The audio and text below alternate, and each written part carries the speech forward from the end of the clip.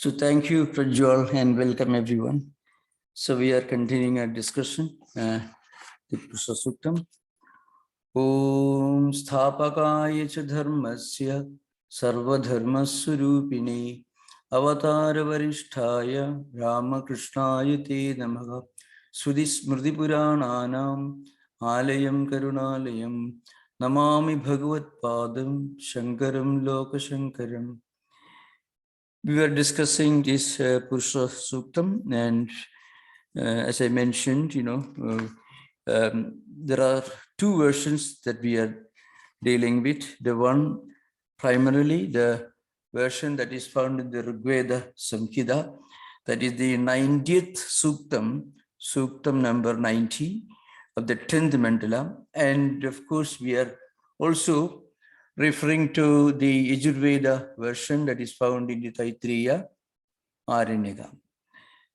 So we were discussing the fifth mantra we completed. We are going to discuss the sixth mantra today. Of course, the sixth mantra. Yat purushena habisha deva yajnam atanyuda vasando asyasid ajyam grishma itma sharat habihi. This is the sixth mantra. We just dealt with this, but we're going to do it more elaborately today. So the subject is yajna. Yajna, I want to remind you, yajna means a Vedic ritual, which is also a symbol of sanctity and sacredness, which involves sacrifice, renunciation, meditation, going deeper into our own real self. This is the meaning of yajna. There's got different interpretations, but the particular interpretation that we are keeping in mind today, during this discussion, is the definition found in Katyayana's interpretative work, Sutra Vyakhya, that is yajna vai seshtatamam karma. It is a sacred, sanctified, meditative ritual which involves renunciation, self-abnegation, unselfishness, desirelessness, a sense of sanctity and sacredness. Now, when we talk about yajna, I mentioned this earlier, but we should keep that in mind. Yajna is a term used in the ordinary, in the conventional sense. Yajna means a ritual. And there are different types of rituals, yajnas in the Vedic tradition. They are called Sapta Havir Yajnaha and Sapta Swama Yajnaha. Sapta Havir Yajna is Ajnadhanam, Agnihotram, Deshapurnamasam, Agrayanam, Chadurmasyam, Niruddha Pasubandhan, Sautramani. And Sapta Soma Yajna, Agnishtomam, Atyaknishtomam, Uktyam, Shodashi, Vachibeyam, Adiratram, Apnoyama. Of course, in the commentary, sometimes you find only a few mentioned. Agnishtoma, Aptoyama, Uktya, Shodashi, Adiratra, Vachipeya, and sometimes called Brihaspati. Okay, this is a subject. So what does yajna involve? Yajna involves a number of Vedic scholars, Vedic priests, coming together and behind a burning fire, they start a fire and they offer many things into this fire. So what do they offer? They offer sometimes, what we call in Indian language, ghee or clarified butter, cooked food grains, barley, rice, wheat, and what we call yogurt, tea, all these are offered. And while offering, they mention one mantra. The central theme of the mantra is, it is for this Supreme Lord, not for me. That's the idea behind Indraya idam namama. All these are for you, O Lord. Deity is invoked, and all these things are offered in the fire. And the fire is a carrier. The fire is the messenger. Agni, fire, In Vedic language is Agni, and Agni is the name of a deity in ancient Vedic religion and also in the Zoroastrian religion. Agni, symbolic of light, is called Yajñavahaka, means. So the first mantra, the first rig in the Rig Veda Samhita, the beginning of it, Agni Mele Purohitam, Yajñasya Deva Murticham, Hotaram, Vritnathatamam. So Agni Ile means is an invocation, praise, offering to the Agni Deva, I mean Agni, the fire god. And Purohidam actually means Yajñavahaka, that is Sayanacharya's own commentary, and elsewhere commentative literature you find. Agni is the messenger who takes your offerings to all these different deities. Now, the whole symbolism of Yajna is now used in Purusha Suktam to explain this mysterious process of creation, the empirical world, and also the all-pervading divine transcendental reality. That's at the beginning itself. We discussed this, that is Purusha evedam sarvam yadbhudam yaccha bhavyam udamurdattu ishanaha idannena atirohadi. So Purusha eva idam sarvam. Idam sarvam Purusha eva. Whatever you find in this world, whatever you interact with in this world is one Purusha. And who is that Purusha? The Purusha is the divine reality that is present in all of us. Purishete iti Purusha. Many people ask questions in the comment section. The Purishete iti Purusha, it is not part of Purusha Suktam. It is just a statement from one of the well-known commentative literature, commentative works, that's all. One of the canons of Vedic hermeneutics, Vedic interpretative literature. So now the whole creation, this entire creation is now expressed and explained in the light of the symbolism of a Vedic ritual. So look at the sixth mantra. Yat Purushena Havisha Deva Yajñam Atanvada. Now, and Vasanto Asya Sid Ajyam Grishma Itma Sharat Kavihi. So Sayanacharya says, Yad Devaha Yada Purvokta Kramena Sharireshu Utpanneshu Satsu Uttara Srishti Siddhyartham Bahidravyasya Anutpannatvena Purusha Surupameva Havistvena Sankalpya Purushena Havisha Yajñam Atanvada Purushatmagena Havisha Manasam Yajñam Anvatishtan. This is Sayana. So the point is, in this particular yajna, all these things are required. And this continues. Yajñam atanvada tadanim asya vasantaha ajyam asid yajñasya vasanta rutureva ajyam abhud ajyitvena sankalpidavantaha grishma itmaha tameva idmatvena sankalpidavantaha sharat havihi tadeva purodashadi havistvena sankalpidavantaha. These are just read the commentary, just to do justice the central topic, means the fundamental text. So Sayanacharya's commentary is one of the important texts in the Indian philosophical tradition. So what it means is, as I mentioned, the ritual needs a lot of ingredients. There should be there should be something to be offered. For example, you have to offer either twigs called samit or faggots of firewood. You have to offer many other things like milk or the tea, yogurt or ghee, clarified butter, cooked food, purodasha, some special kind of rice cakes made for offering this. And now here, ajyam. Ajyam means ghee. What is ajyam? Asya vasantaha ajyam asid. Spring season becomes the ghee. So you can imagine, spring season becomes the ghee.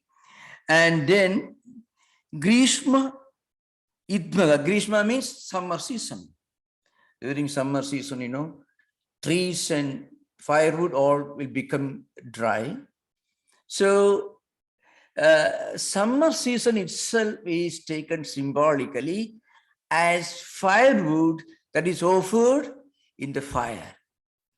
And ajim, ghee, which is produced in large quantities during the spring season, when cows give plenty of milk and people make a lot of ghee, clarified butter.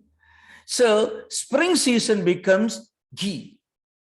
Now, this yajna's symbolism is conceived before creation. So before creation, there were no cows and there was no firewood. But firewood is to be used for any ritual, Vedic ritual. So seasons become firewood, ghee, and so on. And also food grains. So in the symbolism, the Vedic symbolism, Purusha Suktam says, in this ritual, instead of clarified butter, spring season became clarified butter. So that is why, Vasando asya asit ajim. Vasanta, spring season. And it is very auspicious season. And ghee is supposed to be very auspicious. It is to be offered in the burning fire. So seasons become different ingredients in this pre-creation Vedic ritual. And again, the summer season, which is characteristic of heat and woods and trees going dry, the summer season becomes faggots or small, tiny twigs of firewoods, which are necessary for starting this yajna fire. Homa is called. Again, Sharat Havihi. Sharat is autumnal season. Sharat is autumn season.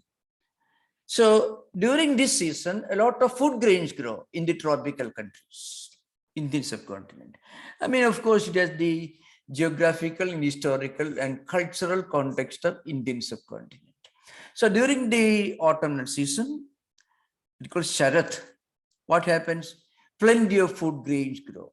So that instead of offering rice pudding or rice cake called Purodasha in the old Sanskrit language, the Vedic language, Sharat season becomes cooked rice and other cooked grains, because that's the season when food grains grow. Summer, which is characteristic of heat, becomes dry twigs needed for starting this fire. And ajyam, you have to offer clarified butter. So the ghee is very important for all Vedic rituals. So spring season becomes clarified butter. So in this pre-creation symbolism, in the ritual that is taking place before creation, then the creation itself is not conceived to be a Vedic ritual. It's called Prajapati Yajna or Prajapati Yajna, because Prajapati means Prajanapati, the great the great ancestor, the one from whom the whole creation begins. So Purusha himself will become the sacred animal which is to be offered. Now again, remember, there is no animal here involved. So what is to be offered? That Purusha. In the next mantra, you can see that description further, you can find. Tam yajnam barhishi praukshan Purusham jadam agrataka tena deva ayajanda sadhyaha rishayaschaye. Now, tam yajnam barhishi praukshan. Again, let us go back to the Vedic symbolism in all these Sapta Haviri Yajnas, Sapta Soma Yajnas, As part of the ritual, there will be many ceremonies. And one of the ceremonies is the Vedic priest the Hota represents the Rigvedic tradition. He will use a tied piece of dry grass. It is called darbha. And now, and with that darbha, he will sprinkle water. It's called prakshanam on all these ingredients which are to be offered. For what? For purification. So the ancient symbolism that is found in many traditions, ancient religious traditions, of invoking some sanctity to a few drops of water and sprinkling that water everywhere as an act of purification, which is part of the Vedic ritual. That is now taken as a symbolism used for describing the entire process of creation. So this mantra says, Ye sadhyaha, sadhya sishti sadhaka yogyaha prajavati pravrudeha rishayascha tadanugula rishayascha mantra dashtaraha santi. So all there are sages who are assembled in the Vedic rituals. So what did they do? They meditated on this cosmic Purusha, this divine reality which has taken the cosmic form. And the ritual of purifying all the ingredients is used in this context. All these sages, Prajapatis, and the great saints and ancient rishis who have realized the truth of meditation, what did they do? They did this prakshana, means purification. And that process is compared to rainfall. So you can imagine seasons are taken to be different ingredients used for the ritual. So instead of twigs, summer season becomes the samit, the fagots, Grishma Ithma. And then Sharat Kala. Sharat is one of the important seasons, autumnal season, which is characterized by prosperity, a lot of food grains grow. So that particular season is symbolic of the food grains, cooked rice, all these offered in the sacred fire. Again, Vasanta, spring season, it is compared to, it is taken and it becomes the ghee, the clarified butter that is offered in the sacred ritual. So that means the entire cosmos, all the seasons, all the years and months and days, and later you find Chandrama Manaso Jataha, like that you find from that Purusha, moon came out, sun came out, all that you find later on. So how does creation take place? The creation is conceived to be a sacred ritual. Seasons become fagots of twigs used for the yajna, and the seasons become like spring season becomes the clarified butter, and autumnal season becomes symbolic of prosperity, of offering cooked rice, cooked food. So te agradha jadam purusham sarvasishtehe purvam jadam purushutena utpannam yajna sadhanam pashutta bhavena yuva bandham, yupe bandham, this means here.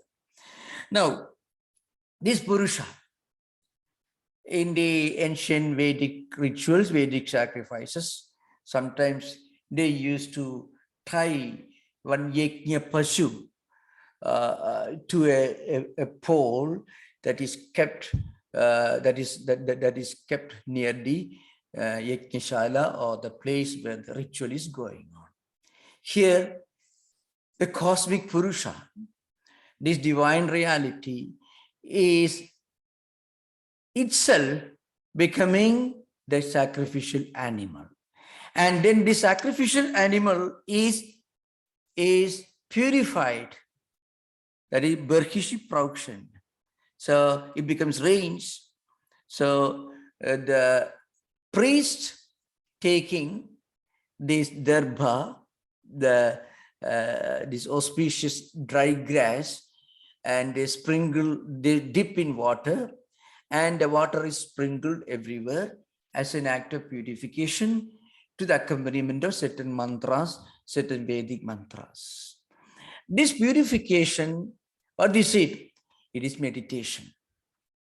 So seasons became different ingredients of the ritual. Purusha himself becomes Yajna Pashu, the sacrificial animal, and rains become the water which is used for purifying this Purusha. And what is a purification? Meditation. So that's why Sayanacharya says, Barhishi Praukshan Manase Yajne Prokshidavantah. So purified with Manasa Puja. So remember, Manasa Puja is a kind of practice in puja where the 5 elements themselves become offerings. In the Manasa Puja, it's called Manasa Yagam in the context of Purusha Suktam. From that only Manasa Puja, the idea of the concept of Manasa Puja evolved in modern puja. You find in all the pujas done in temples, important pujas, there's a Manasa Puja. Puja that you do externally, taking flower, taking incense sticks, showing the lamp and incense sticks and flowers and tulasi, bilva, all these sacred things in front of the deity. But in Manasa Puja, all these things become symbolic mental projections. Our own thoughts, our own speculations, our mind, our senses, our five functions of air, all these become different ingredients that you offer in ourselves. So it is called an internal, spiritual, meditative practice called Manasa Puja. Its original form is called Manasa Yaga, which is now we are discussing now in Purusha Sukta.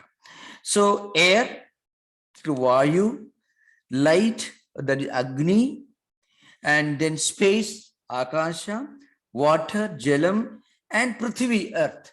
These are the 5 elements. These 5 elements become ingredients in the Manasa Puja. And then what is offered to the deity? We offer ourselves. Jivatma offers himself to the deity. And all the 5 elements, which are integral functions of the Jiva, they become different objects of offering. But the final offering is ourselves. That is, we have to identify ourselves with the all-pervading, supreme, divine reality that is present everywhere. That is, from this body-mind complex, we should ascend to our higher dimension. We are not just these physical mechanisms that come and go, that are born, live for 100 years, suffering and enjoying, going through all the functions that animals also do, and then finally disappearing, again reappearing. This is this cyclic process. That is Padaha Asya Bhutani, earlier we discussed. From this, we have to travel forward, upward. How do we do that? By practicing this Manasa Yaga. So when we consider ourselves to be the objects of offering, finally we offer ourselves as Naivedya, become Jivatma. Then we realize our true identity, going beyond the physical empirical identity, we recognize our true spiritual nature. We are the all-pervading divine spark, divine principle. That idea is symbolically explained here. All these in the light of the symbolism of yajna. So that's why I had to give a picture of the Vedic rituals, 7 yajnas, sapta havir yajna, sapta soma yajna. In all these Vedic rituals, some of them are very elaborate. For example, the Ashwamedha or Adhiratra are more elaborate. There are also certain rituals that continue for many, many months, but nowadays they are not performed in ancient times.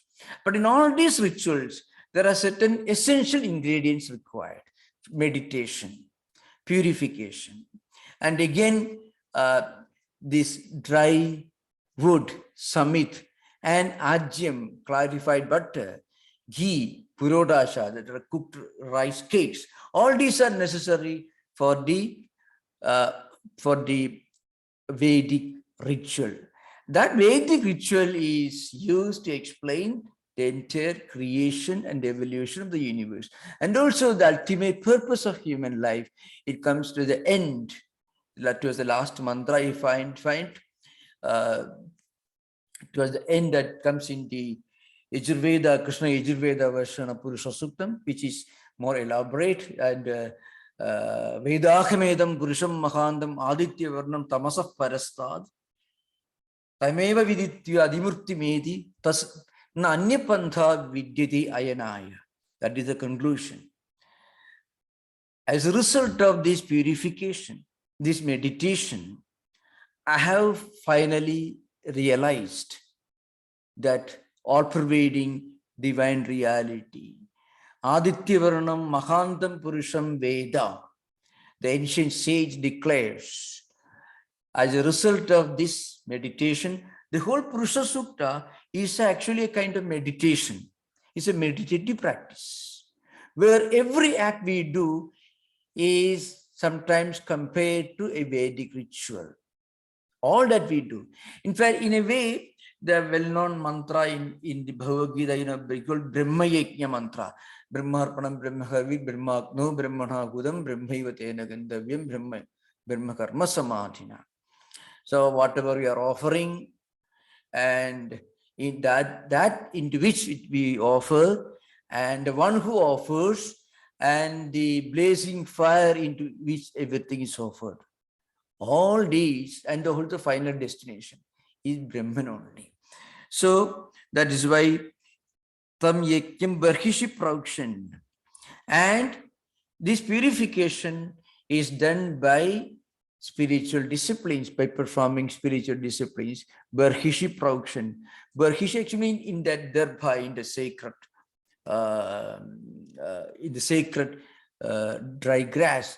Prakshanam literally means, Prakshana Kriya actually means purification, the act of purification ceremony, which inherently involves sprinkling sacred water. So water is rain, and different ingredients used for the ritual, the 4 seasons. The other 2 seasons, the pre-winter, all these are included in the Sharat, symbolically. And again, what is offered, like clarified butter, spring season. And our own mind meditating on the supreme reality is actually compared to the act of sprinkling sacred water everywhere. So, in other words, Srishti itself is the effect and the result of yajna. As a result of this meditative practice, we realize our own true nature. We are not the karta and bhokta. We are not psychophysical mechanisms involved in different actions and enjoying the results. We are rather the witness, the transcendental reality.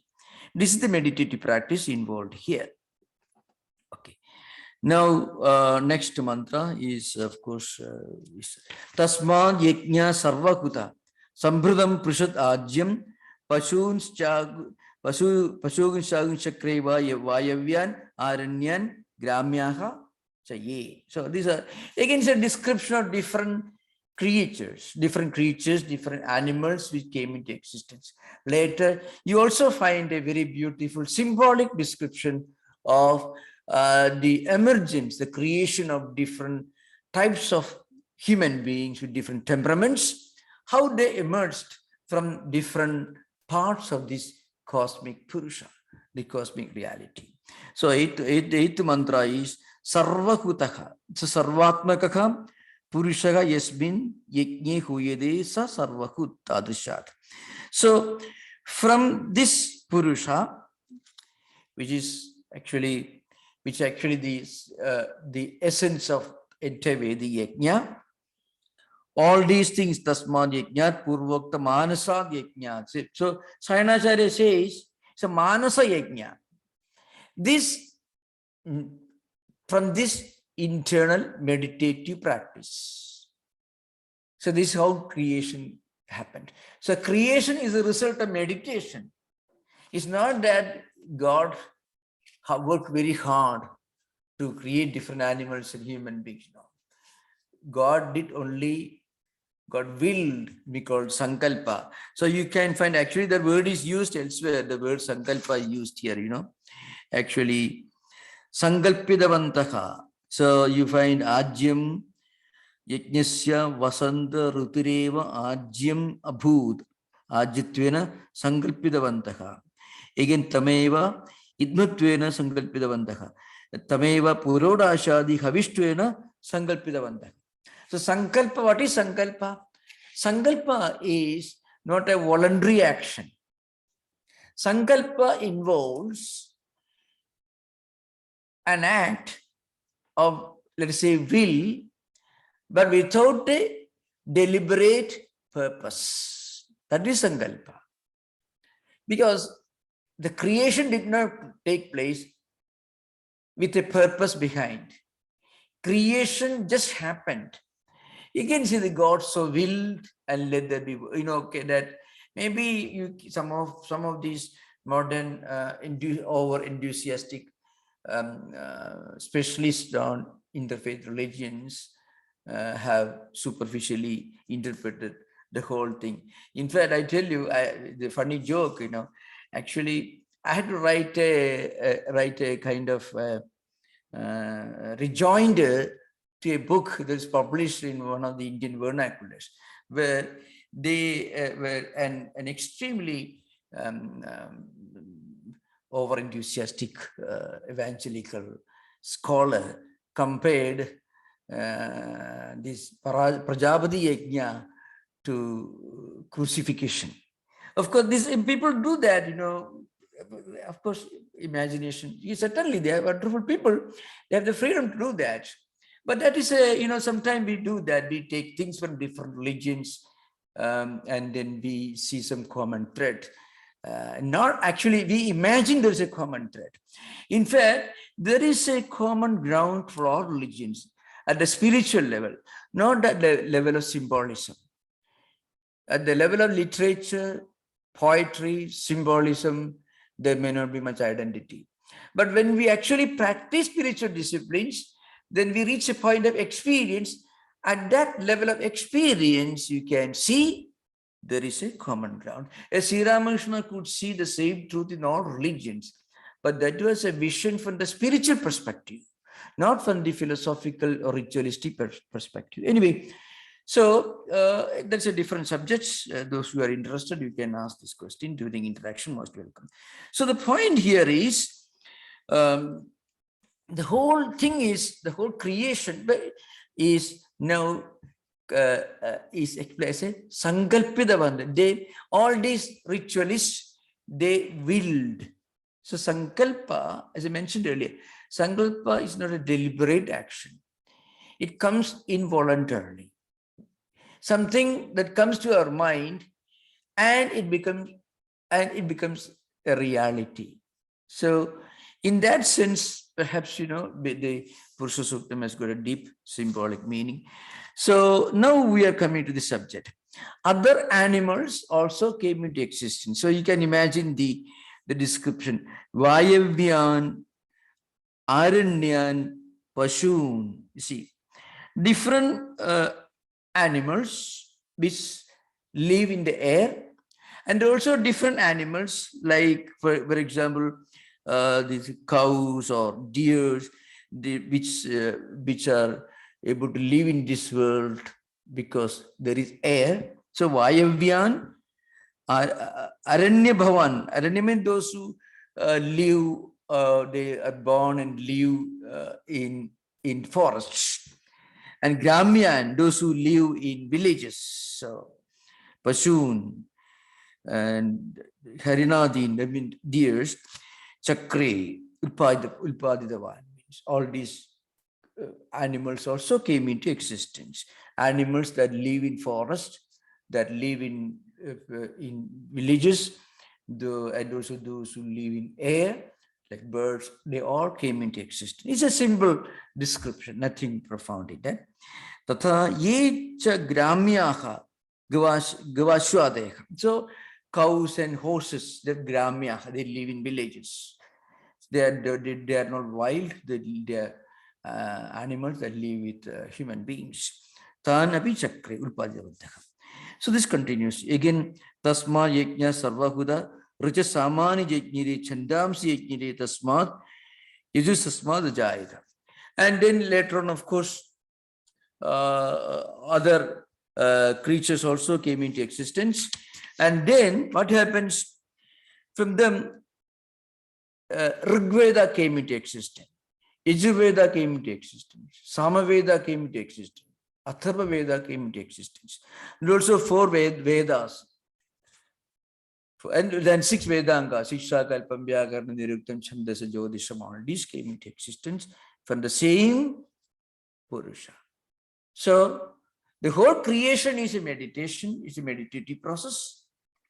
And in this process, this cosmic creation happened, the phenomenal world, the animals of different types, living creatures of different types, those who live in villages, in forests and air, they all came into existence. And then all the Vedas also came into existence. All the, I already described the 7 important chandas, meters, Anushtuk, Trishtuk, Gayatri, Brihadi, all that I described. There is no need to describe that. I already discussed very elaborately. And then 11th mantra continues, Tasmat Ashwa Jayanda Ekecha Ubayadataha Gavoha Jitniri Tasmat Jada Ajavaya. So then what happened?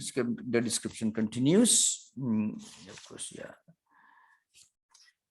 That is, here, of course, Sayanacharya makes a statement at the beginning of the Bhashya. Prasnotra Rubena Brahmanadi Srishtim Bhaktum Brahmavadinam Prasna. So, great scholars who want to know more, they are putting a question. How did people belonging to different categories, different spiritual and cultural temperaments, how did they come into existence? How were they born? How they were created? That question. So anticipating this, there is a simple mantra which we need not discuss very elaborately. Yam purusham vyadadhu kadita vekalpayan mukam kimasyahu bahu ka urupada uchyede. So this continues, So this Srishti Yajna, the creation Yajna continues. How to see a vision of the Yajna Purusha, how to visualize the Purusha, and also how from this Purusha, from this cosmic person, this cosmic reality, humanity came into existence, people with different temperaments. For that, Yat Purusham Vyadatu means we adatu, means when did they get divided? Katita Vyakalpayan, Vyakalpayan, Mukam Kimasya Kaubahu Kaurupada Uchede. When this when they meditate upon this Purusha, how many types of different living beings came into existence. And how did they conceive of the different parts of this cosmic Purusha? This again, you can remember, it's a wonderful poetical, marvelous poetry. So in that poetry, you can find, you should not look at the whole thing as a statement, like a manual that you get when you buy a machine. It will be very clearly described. You press this, this happens. We should not look upon a great mystical poetry with the empirical perspective. We'll be losing much of it. So a question is put forward before one of the famous part of this Purusha Sukta is introduced. So how people from different temperaments came into existence, and from which part of the Purusha all of these came into existence. And in response to that, the well-known description begins. So remember, before this, I want to mention a few important things. We are now entering a very slightly controversial subject, which people do not understand either the scriptural or spiritual perspective. So as a result of this, a lot of misunderstanding.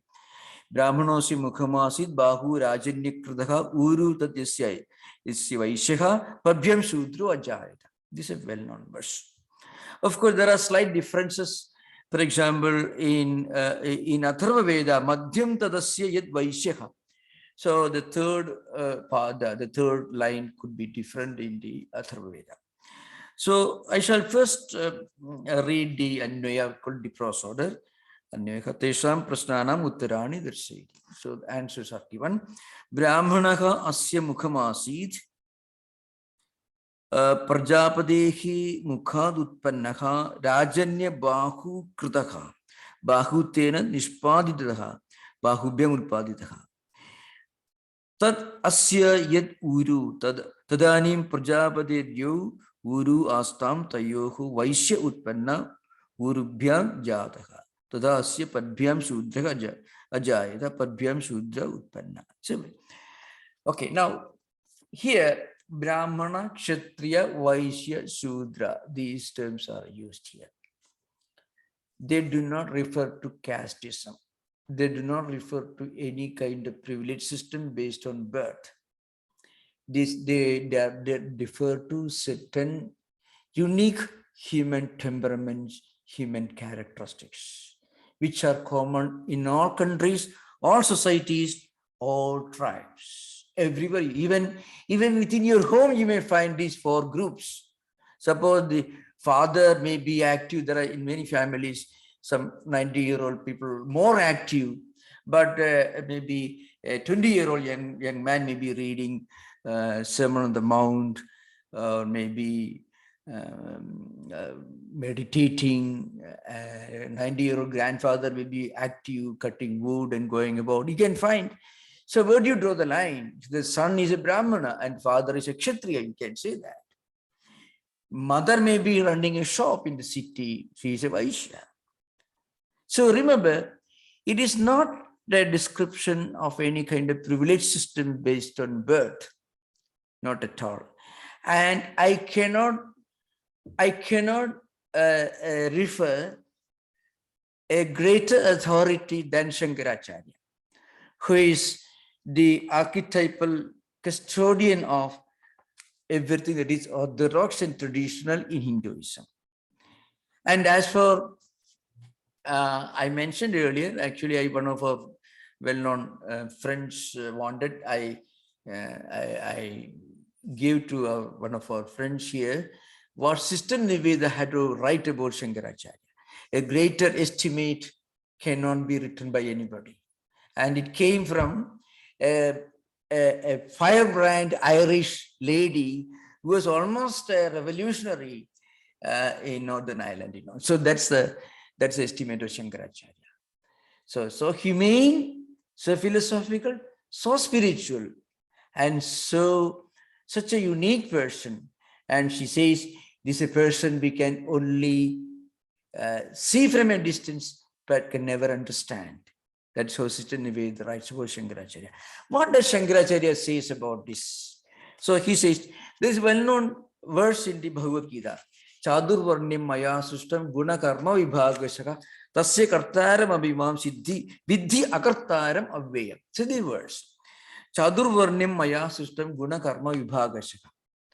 Lord Krishna says in the Gita, Chadurvarnya, this concept of dividing humanity into 4 different temperaments, based on their aptitudes, based on their own refinement, their own cultural refinement, based on their own spiritual evolution.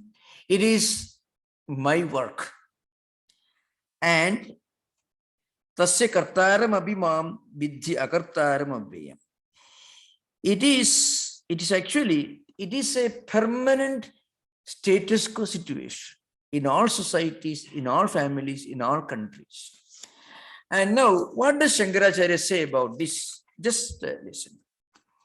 Chadurvarnim chatvaraha eva varnaha chadurvarnim maya ishwarena srishtam utpadidam brahmanaha asya mukhamasi ityadi sudehe.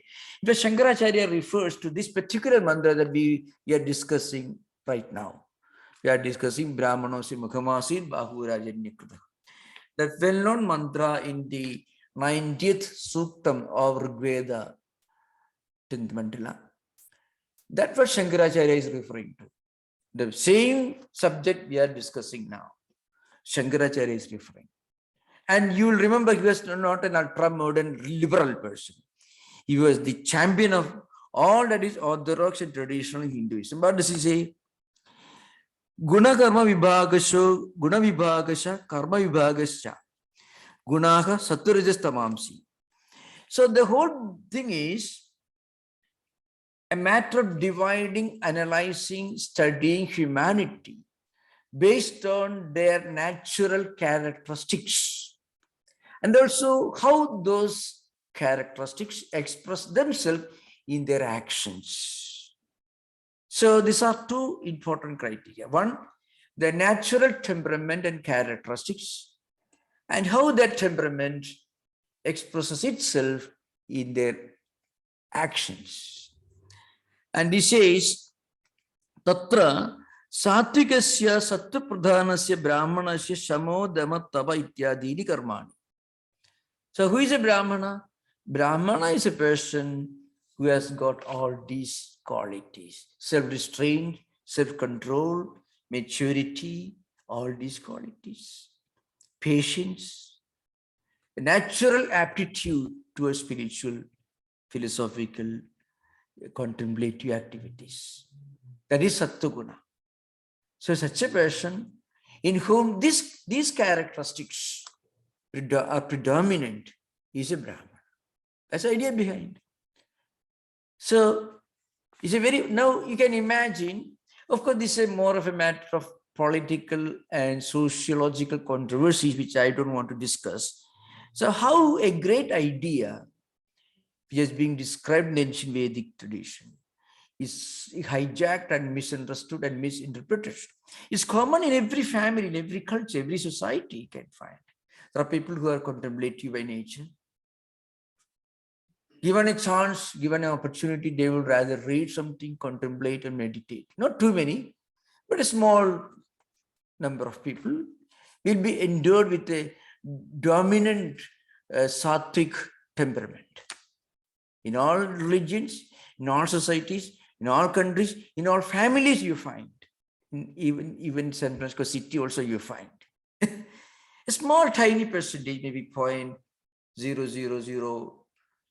or 3% will be contemplative by nature, meditative, self-restraint, self-control. Mind is always kept in a state of even-mindedness. That's all.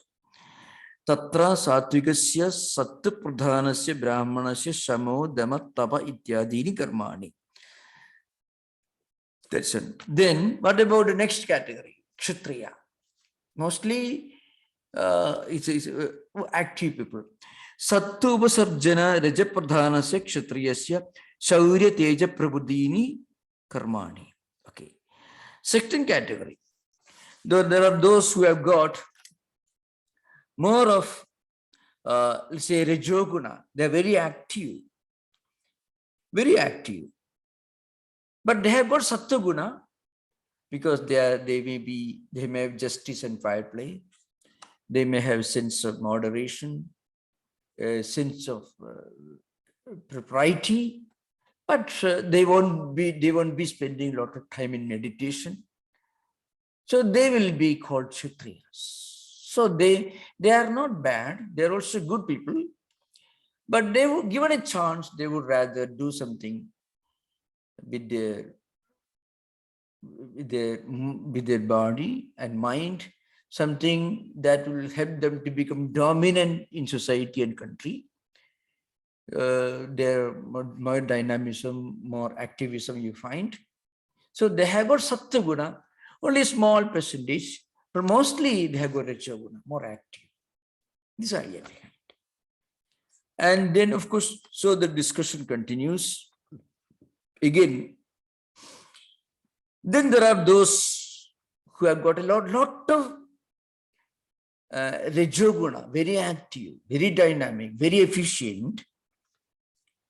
And at the same time, they may not have much Sattva guna, but certainly they have got some Tamo guna.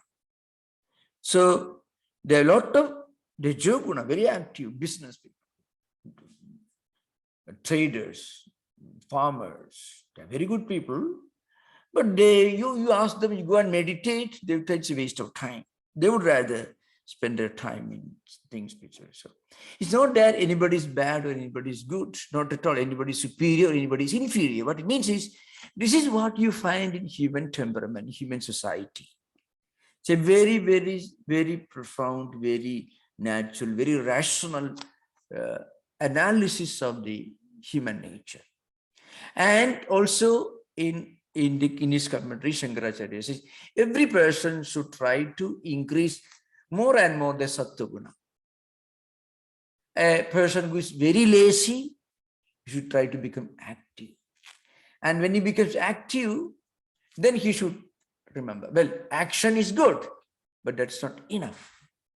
You also need a brake, not just accelerator. So for that, you need some sattva guna. That's needed. So every person can take an ascent and climb up the ladder, go higher and higher in their own evolution of the temperament. So this is what we find in human society. That's the theme we are going to discuss in the coming session. It's a well-known verse, well-known mantra. Unfortunately, most people who criticize this part of the Purusha Sukta, they don't know Sanskrit, or they don't want to know Sanskrit, and of course they don't read the original text. Of course, it's a matter of sociological and political controversy. It's not philosophical or scriptural, but it's a very wonderful analysis of human society. And also there is a straight path laid out before us. All of us can increase our meditative temperament, contemplative temperament, or aptitude for higher thought, philosophy, contemplation. We can do that, and we should do that. It doesn't mean that we should become lazy or inactive. Along with action, we should also realize that action is not enough. Action can give us success in material life. That is necessary, that is important, but that's not enough. There should be something more than that. For that, sattva guna is needed. This idea. We'll discuss in the next session. Most welcome. You are most welcome to ask questions. Yeah, thank you. Thank you, Maharaj. Yeah, thank you. David, would you please proceed? Yeah. Hello, Swami. I wanted to ask, you mentioned the 5 elements, and I was curious about in Sankhya, and I think Advaita accepts it too, the 24 cosmic principles, and includes the 5 elements. Is that something that Kapila made up, or does he get that, I mean, from the 5 elements, or is that something that's stated in the scripture, like the Vedas or the Upanishads? In Vedas, of course, you know, there are references to the 5 elements. No, in fact, there is a Prithvi Suktam. In Prithvi, there's a whole hymn dedicated to earth. In fact, a lot of ideas of conservation of air and water and environment, all you find in that well-known. It's Rigveda Samhita itself. So all these ideas are found in Vedas in a scattered form. From that, Kapila must have developed as an integrated philosophical system. So there's no doubt about it that because Kapila's Sankhya system is one of those philosophical systems which accept Vedas as an important, testimony, as an important authority. It's called Astika Darsana, theistic systems. So naturally, Kapila must have developed this from Vedic sources. Yeah. So the Tanmatras, though, all that was his. Those were all his ideas. But the only part he got from the Vedas were the 5 elements, or did he get? Yeah, Tanmatras also are mentioned in many Veda mantras. Okay. Tanmatra, the subtle original forms from which these 5 elements, Bhutas, emerge. They're the causal dimension, causal forms of 5 elements. So that also are implied in Vedic literature. You also find, in fact, Agashad, Vayu, Agni, Aktira, Bhabhi, Prithvi, Prithvi, Moshedha, Oshadivika, Annam. So this is from, it is from Krishna Yajurveda Taittiriya Upanishad. From Atma, Atmanaha Akasha, Akasha Sambhudaka, Akasha Vayu. From Atman, space emerged. From space, air principle. From air principle, fire principle, Vayu, Agni. And from Agnerabhaka, from fire principle, the water principle. And from that, Prithvi, matter. So it's actually from Krishna Yajurveda. Right. Yeah. Right. Taittiriya. Okay. Yeah. Thank you. Sri Ram, you're next. Yeah, I would like to request you to shed some more light on your comment that the sankalpa is not a deliberate act. I thought normally we do sankalpa before a puja or a yajna or any japa, stating what the purpose is. So it appears to be with a specific goal. I was confused by your comment that it's not a deliberate act. Yeah. Shed some more light. Sankalpa used in Purusha Sukta is an involuntary process, but Sankalpa is done as a spiritual discipline in Sandhya Vandana and elsewhere in puja and worship. It is a deliberate, it's a part of the ritual, one of the elements of ritual. Sankalpa is the beginning of puja, You have to do Sankalpa, but for what purpose you are doing puja, with what purpose, so you are who is doing it, on which day, all this is part of Sankalpa mantra. So that is there's a voluntary action, deliberate ritual, but Sankalpa in the Purusha Sukta context, it is involuntary Sankalpa. So you're saying the Sankalpa by the Paramatman, the whole yajna, why he did offering himself, you're saying that is not a deliberate act. Okay, I got it. Vedic symbolism is employed here to describe creation. So when you describe creation, God, Paramatman, Purusha did not have a definite purpose for creating this world, because if God had a purpose in creating this world, there was a problem with him because he wanted to do something. If he had wanted to do something, he must have been imperfect. If you want to do something, it means you don't have it right now. So you're in need of it. So you are not perfect. That's why creation itself is called a Leela. A Leela means sport. In the evening, you go for a walk. You may say it's for exercise, but suppose you go for a walk just for walking. There is no purpose behind. So it just happens. That is the highest description of creation.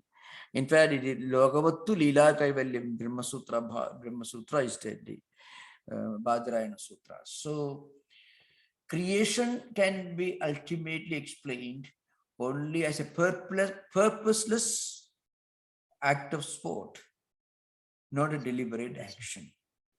That is why creation, Srishti in the Prasutta context is called the Sankalpidavantaha. They did Sankalpa. That is Sayanacharya writes, uses that term. This idea. But remember, don't mix that Sankalpa with the Sankalpa, which is an important part of puja. That Sankalpa is different. This Sankalpa is different. Okay. Maharaj, you mentioned in passing, since I don't see questions, I'll ask one of my own. Yeah. You mentioned the dangers of matching in comparative religion or in this interfaith analysis, the dangers of syncretism, trying to match between one tradition and another. And of course, we're going to notice comparisons, but to really understand the authenticity of what you're describing, which is participating in the creative act, we have to let go of that. Is that correct? True. Yeah. Syncretism is dangerous because it can explode any moment. So in a very casual, superficial way, if you say the religion is the same, it is not correct. But at the same time, one can say every religion, when properly and sincerely practiced, can lead to the same goal, which is an experience, not a conviction. So a sincere person, whatever religion he may belong to, or he may not have any religion, Buddha did not believe in God as such, actually. But so that person can certainly realize the divine. That's what Vedanta says. So only from the highest experience point of view, we can think of all religious traditions as identical. Only from the highest experience point of view. I often use this word as a comparison, as a metaphor. Suppose you are trying to climb a hill and you are following a track or a trail. Nobody's taking that trail. You alone. You don't see anyone else. So you may think this is the only road that can take me to the top of the hill, because you don't see anyone. You are not able to see any other trails, any other roads leading to the top of the hill. You look around, nothing. But when you reach the top, suddenly when you look around, you find there are thousands of other trails that people are taking from different directions, and they all will take you ultimately, if you travel long enough, if you persist long enough, to the top of the hill. That is experience. So for the top of the hill, when you look downward, you find all roads lead to the same goal. But you don't realize this before you reach the top of the hill. You don't see other trails, other roads when you are following your own track. So that's the main thing. The philosophical level, the dogma level, the ritualistic level, there cannot be real identity. At the spiritual level, and that which actually transforms a human being to a higher person, then you can connect with the spiritual, with the universal, with the transcendental that you find in all religions. It's a natural urge to go for the transcendental, look for the transcendental, look for the higher in all traditions. So that's important. Thank you. Thank you for the question. Yes, Maharaj. Yes, Maharaj. Mark, you're next. Yeah. Pranam, Maharaj. I know this is a little bit off the subject, but I was wondering if you could speak a little bit about the significance of the Vedic wedding ceremony. Wedding ceremony, yeah, but of course I can. You find in the 10th mandala there are mantras which are normally uttered by people who perform this. Grihnamiti Saubhagatvaya Hastam, mantra begins, which actually involves. But anyway, it is in Vedic scheme. Marriage is a pilgrimage, both husband and wife, reaching towards the same, going in search of the same goal. It's called Sakadharmini, is called. So you find in our Puranas and elsewhere, you find the good meritorious deeds done by the husband will benefit the wife, and good deeds and meritorious deeds done by the wife will benefit the husband. So it is actually mutual, is a harmonious pilgrimage in such a higher goal. It's a, in fact, the way that this Vivaha Suktam is a very important, well-known Suktam in the Rig Veda, which which are not very relevant for our context, but it lays before you a very grand, a great, and a highly spiritual concept of living married life. There's a very sublime concept we find. I can give an example of just just to remind you. Once some American ladies, and maybe I think Sister Niveda also was present. She was an Irish Catholic. She visited Belur, India, and she met Holy Mother, Sri Sharada Devi. And then, they couldn't speak each other's language because mother could only speak in Bengali, and these European or American ladies only spoke English. So, but still somehow they contacted. But mother asked them to describe their wedding practice or rituals, whatever it is. I think that lady who mother asked was a Catholic, and she described, and mother, she was wonderful. Mother appreciated, praised that concept of marriage in Catholic tradition. You can find in Holy Mother's life. So mother was overjoyed to hear something so great in alien tradition, which she never knew before that. So can you imagine? So this you find in Holy Mother's life. So there are higher ideas. Vedas are very profound. Vedas have a very profound concept of married life, the idealistic married life. Okay. Thank you. Thank you. Ranjit, you are next. Yeah, Namaste Swamiji. I have a question about this idea of Leela, because as a science student, I find it very intriguing and interesting, because it's kind of, in science, we learn nowadays that a lot of events are purely random or stochastic, as they call it.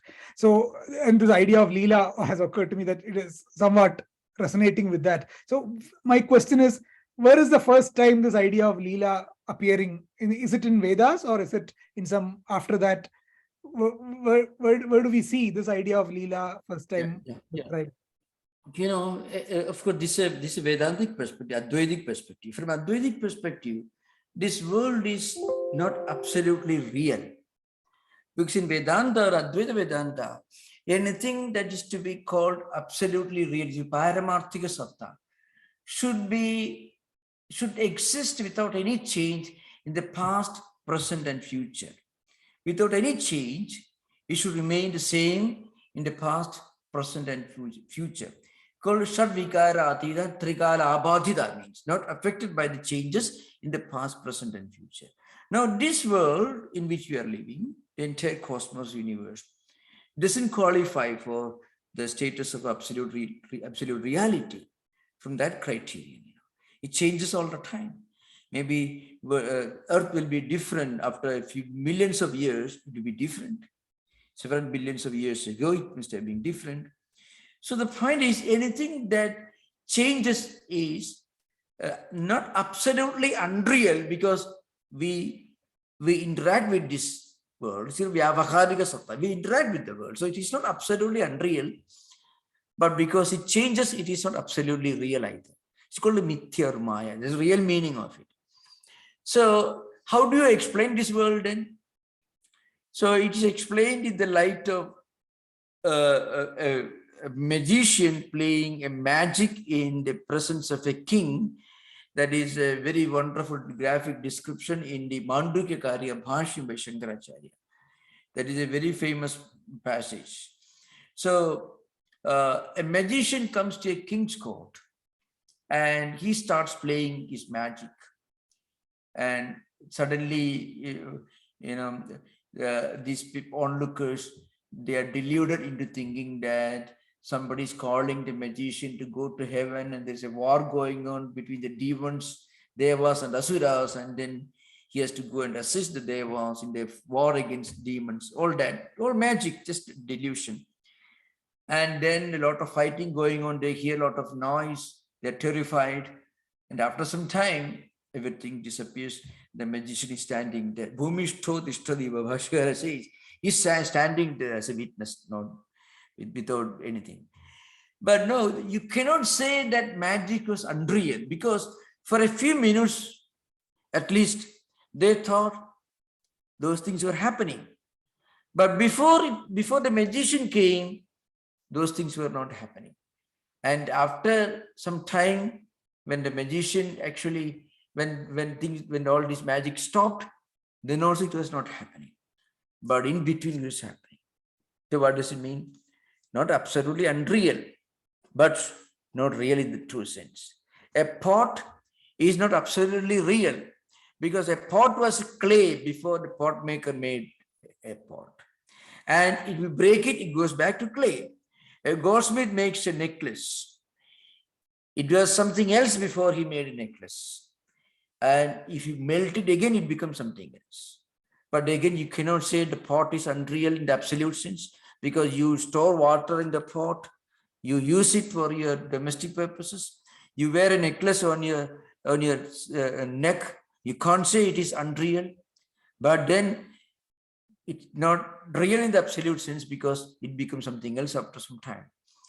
So something that remains for some time and then becomes something else is neither absolutely real nor absolutely unreal. Then how do you explain this empirical world? Only as a play. The magician was just playing, actually. Because he was playing, you cannot say it is absolutely unreal.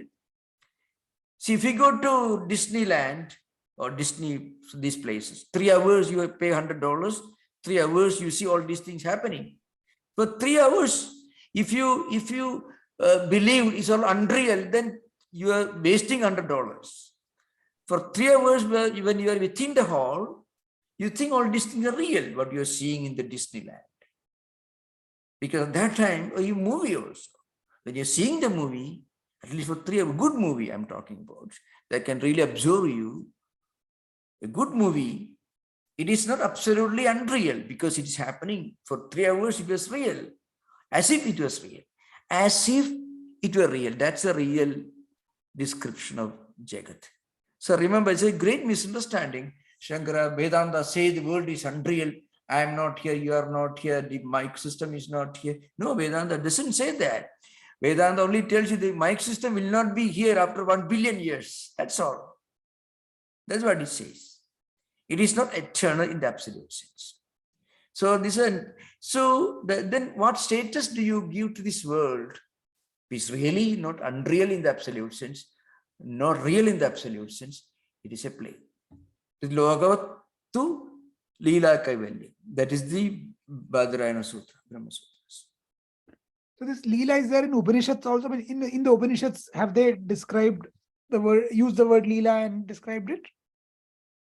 Upanishads use the word Leela, but Upanishads do not become a compact philosophical system before Shankaracharya emerged.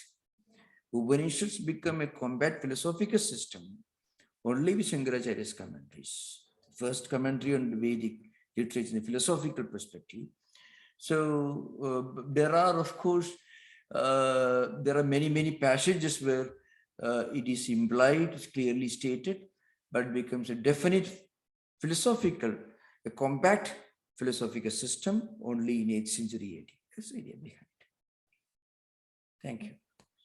Maharaj, on that very subject, before David's question, there's a question on YouTube about Leela and the whether there's any order in the creation myth, in the creation story, any details in the Vedas besides Leela.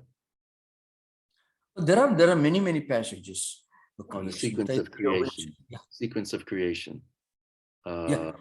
Taittiriya Upanishad has got a lot of passages. The Srishtota Devanu Pravishat Anupravisha Satsattecha Bhavatasya. Also a brief equivalent of the Genesis you find. But God, there it says Satapo Atapyada. And God, you can say Brahman, did tapasya. Then after tapas, the Srishta, then the world was created. And after creating this world, Brahman, Atman, entered in itself, it became one with it. The creator becoming one with the creation, which literally means there is no real creation apart from the creator. So creation and creator are the same. This idea makes absolutely no sense in the Abrahamic tradition or any non-Advaitic traditions. In the Advaitic tradition alone, it makes sense because the clay and the clay pot are really the same. The gold, the golden necklace, and you melt it, you become something else, golden ring, they're the same.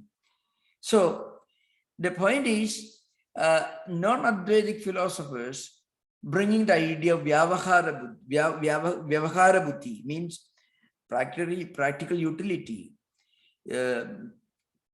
You cannot store water in a pile of clay. The clay should become a pot, then only you can store water in it. So there is a practical utility. Practical utility doesn't give it a different or independent ontological status. Practical utility doesn't give clay pot and clay independent status in terms of ontological reality. That's the idea behind. Understood. David, you're next. Yeah. Swami, I just had a further question along the lines of Leela. Can it be said that Sri Ramakrishna and Holy Mother are an incarnation of that God entity that began this creation, this Leela? Yeah, Avatara concept is fully understood in Vedanta.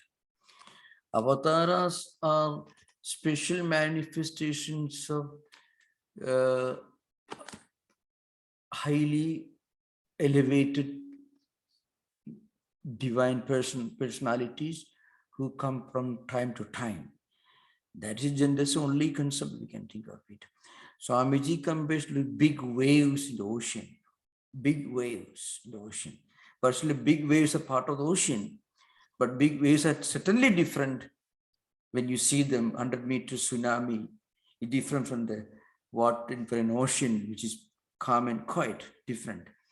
But still, you cannot say the waves have a status independent of the ocean.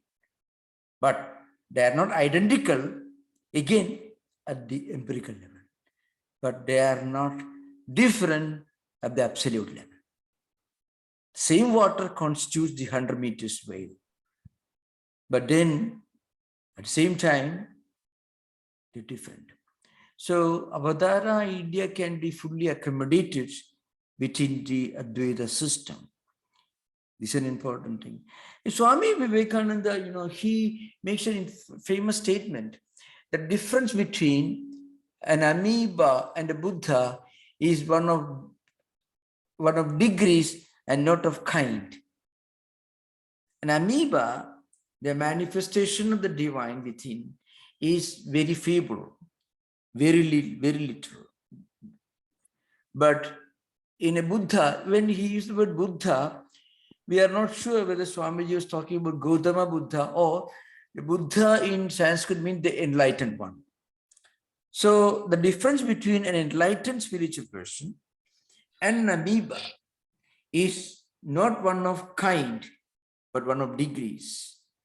If it's a difference of kind, then that should be eternally different. No, amoeba also can evolve, maybe billions of years may take, and can become a Buddha, first human being. Then he may also, you find, in fact, how do you explain different people, different temperaments, the same family? how do you explain this diversity? So there are certainly many instances where the same family, 5 children, went to the same school, same environment, but 5 different temperaments. So it's one of degrees, not of kind, as I get it. A Buddha and an amoeba. That's a very powerful statement, which explained the whole gamut of the evolutionary process at spiritual level.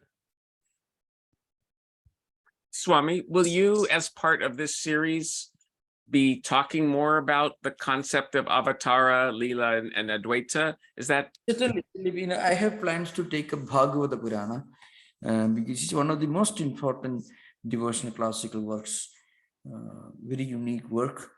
It is full of Vedanta, full of philosophy, and full of devotion. It's a very profound book. And also, certainly discussing that. I think it is a very long process. I was telling one of our friends that, we have whole Mahabharata with me. So we have at least 5,000 lectures titles we can have for Mahabharata. Okay, I won't inflict all of them on you, but I was getting a joke like that recently. Okay. So this particular class is going to go on for another 20 years? Is that what you're? No. At least This cannot last long because the Purusha Suktam is one of the most important parts of our Vedantic literature. This idea, and somebody requested, that's why he started this. Okay, thank you so much for your Swami. Thank you, Maharaj. Thank you. Thank you. Om Shanti Shanti Shanti Harihi Om Tatsat Sri Ramakrishna Pranamastu. Pranam Maharaj.